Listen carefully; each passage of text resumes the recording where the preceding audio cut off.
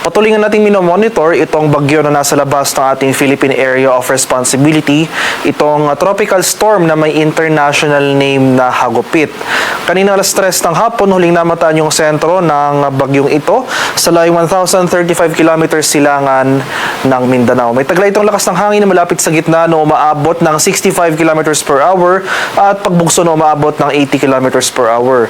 Sa kasalukuyan, gumagalaw ito north-northwestward sa bilis na 10 kilometers per hour. Inasahan natin na sa mga susunod na araw magpapatuloy yung generally west-northwestward na paggalaw ng nasabing bagyo. For today, walang epekto itong bagyo sa ating bansa kaya for Metro Manila and most of the country dahil sa epekto ng easterly sa sun pa rin natin na magpapatuloy itong mainit at malinsangang panahon.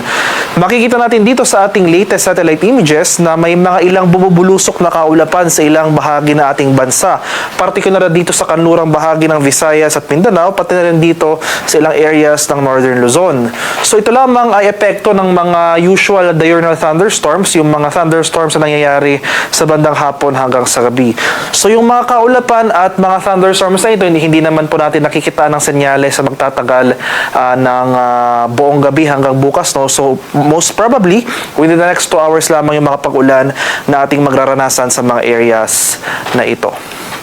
At ito po yung ating latest issued na track and intensity forecast kaninang alas 11 ng umaga. So magpapatuloy yung generally west-northwestward or northwestward na paggalaw ng naturang bagyo na kung saan posible nga ito pumasok na ating Philippine Area of Responsibility mamayang gabi. And pagkapasok po na ating PAR ay Kaloy ang ibibigay po nating domestic name para sa bagyong ito. Makikita natin dito sa ating intensity forecast na weakening yung trend na pinapakita ng bagyong ito. No? So, possibly, sa mga susunod na araw, bukas araw ng linggo, ay hihina ito bilang isang tropical depression and eventually, hihina bilang isang low pressure area bago ito malusaw or mag-dissipate hanggang early next week. So mananatiling malayo itong bagyo sa ating kalupaan.